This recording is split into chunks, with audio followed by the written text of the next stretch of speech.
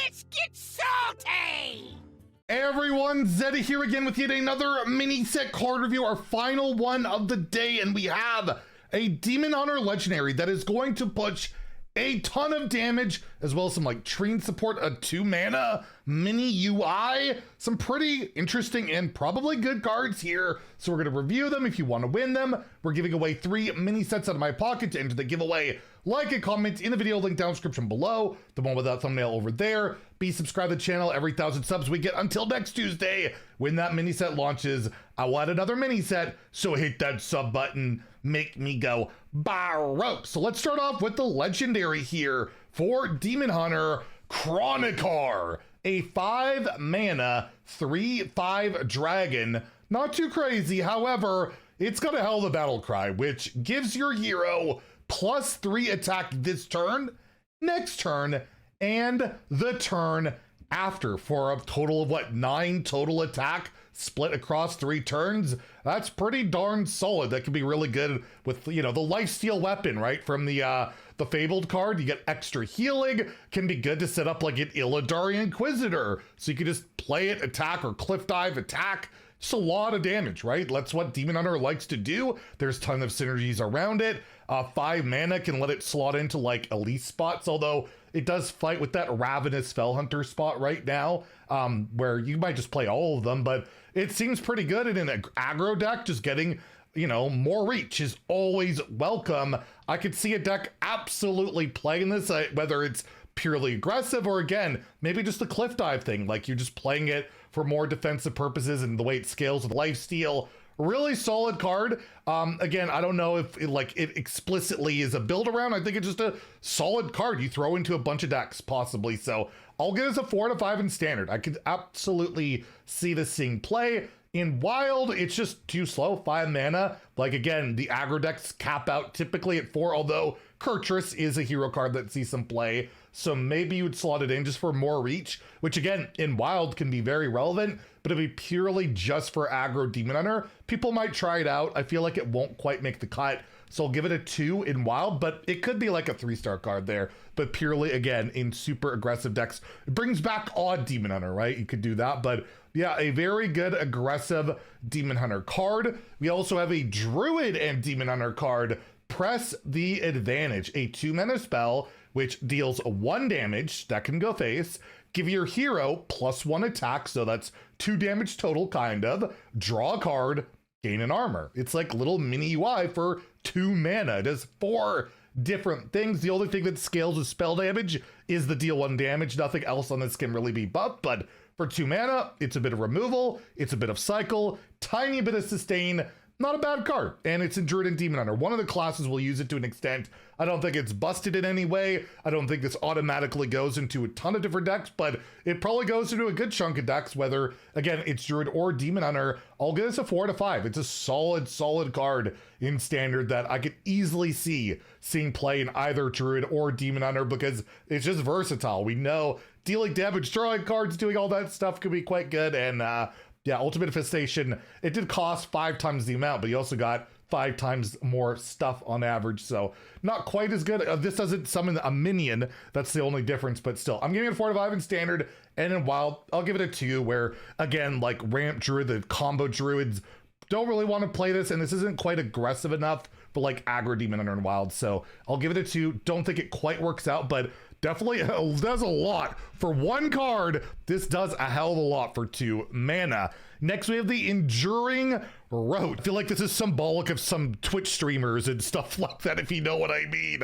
It is a 3-mana, 3/4 beast. After you use your hero power, refresh 2 mana crystals. It's like Dark Glare, but it's really hard to repeat your hero power over and over. I guess should work with Sigalon Buddy. I don't know if like it would give you 4 mana if you combo with that. In wild, you have Kurtrus, where you can refresh your hero power, and like after you attack with minions and maybe do some stuff, there could be a weird combo. It'd be really expensive, which means it's not going to see play in wild, but I just thought I'd mention that. But yeah, overall, I don't really know what you're doing with this. And yeah, if you have a free hero power ready to go, like in Imbued Druid, you have that 3/3 that makes your next hero power cost 0. You can play Enduring Roach and then play a, you know, hero power 0, and you basically get this for 1 mana. Is that worth playing in your deck? I don't think so, like at all. I don't see it, but I guess a Demon Hunter where you do have a 1 mana hero power, but you do net out some, mana, right? So that could be okay. I'd be very curious on this one. I don't think it sees play, but I'm not willing to give it a 1 because it's got mana cheat to an extent, and maybe, just maybe, there's something with it with like Sing-Along Buddy or the Demon Hunter hero power. I'll give it a 2.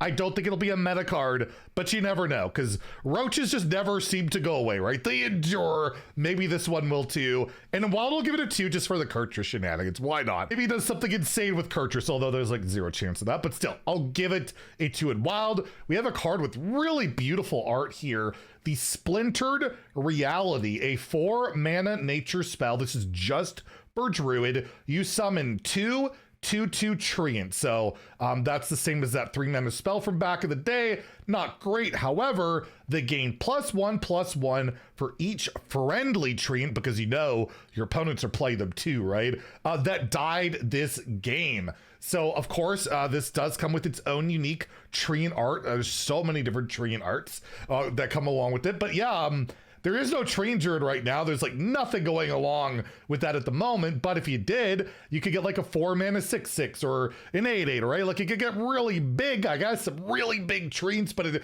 almost goes against like the nature of Treant Druid decks that really want to go wide. Getting just like 2 really thick boys is kind of weird, right?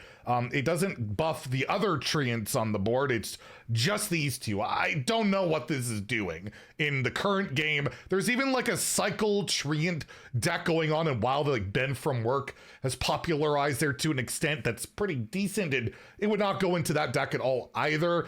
I'm gonna give this a 1 across the board. I have 0 idea what this is supposed to be doing at the moment. Even if you have summoned a bunch of Treants, it is just 2 big boys for 4 mana. I just don't know. He's not winning games today.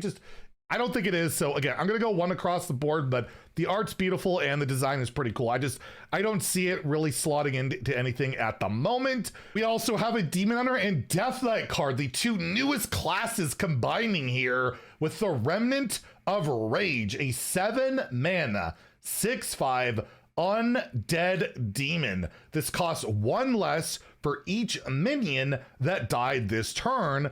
Battle Cry, draw 2 cards. So pretty good for both classes, honestly, because they like to swarm the board with like tokens. So like Demon Hunter, you have like the Pirate Chargers, or just going really wide with the blobs is super annoying. And then in Death Knight, you always have like the rushers, right? The 1/1 undeads and all of that. So if you have 6 friendly minions that died in their turn, you're getting a 0 mana 6/5 that draws 2 cards. That's pretty good. On average, I feel like if you could play this for 4 mana, you're pretty happy. So you have 3 things die in that turn. That could be pretty good. And after that, it's just really, really nice. And I don't know what deck this would go into, but I cannot scoff at a possible 0 mana 6/5 undead demon to boot that could possibly draw you 2 cards as well, right? Like that's all really good stuff, and it's Battle Cry. So like say this is down to 0 mana, you could hit another Remnant of Rage and play that in the same turn. That could be really powerful. I just don't know what it really goes into at the moment. I'm still gonna give it a 3 out of 5 in standard. I'm not gonna scoff at a 0 mana 6/5 ever that draws. Like I just can't. Particular in classes that can utilize rushers and swarm the board very effectively. Could see this in like an unholy deck in particular. Like especially like triple unholy's been like not the worst in the world. You could possibly do some pretty good things. So yeah, I'll give it a 3 out of 5 in standard. And in wild, maybe Pirate DH maybe wants to play this. Like you have all those pirates and patches and all that stuff going on that it could. I'll give it a 2 for wild. It probably doesn't make the cut, but it could be pretty close. It could be pretty close. So possible wild validity on this one. And then lastly, we have another Demon Hunter and Death Knight card, the Bygone Echoes, a 5 mana shadow spell. You summon a random 4-cost minion. That's terrible. Spend 4 corpses to summon another. That's better. Outcast and another. So for 5 mana, you could summon 3 4-cost minions. You just have to have this Outcast on the left or right side of your hand, and you need 4 corpses to summon it. And I guess Demon Hunter will just automatically have the corpse counter ready to go if this is in their hand. And a card I cannot imagine hard running. I've had enough experience from random 4-drops from like the Shadow Spell in Priest or the Amulet from Grifted that they're usually just not that good. And those like gain taunt and stuff like that. This doesn't. They're just 4-cost minions. Sure, buy mana, get 3 4-drops. It's a pretty good cheese, except that was too many. You had to wait a bunch of time. I don't see it happening. I don't see this as a constructed card. This is more of like probably a decent arena card and not much more else than that. As a result, I'm going to give it 1 star in standard, 1 star in wild, and overall some decent cards here. Mini UI, pretty good legendary, and some other cheap card draw stuff. And we got Roach. Is that Asmongold or Pirate Software? I don't know. It's one of the two, right? Anyways, if you enjoyed the video, please like and subscribe. Tune in tomorrow for the final cards to be revealed. Have a great day and stay salty, my friends.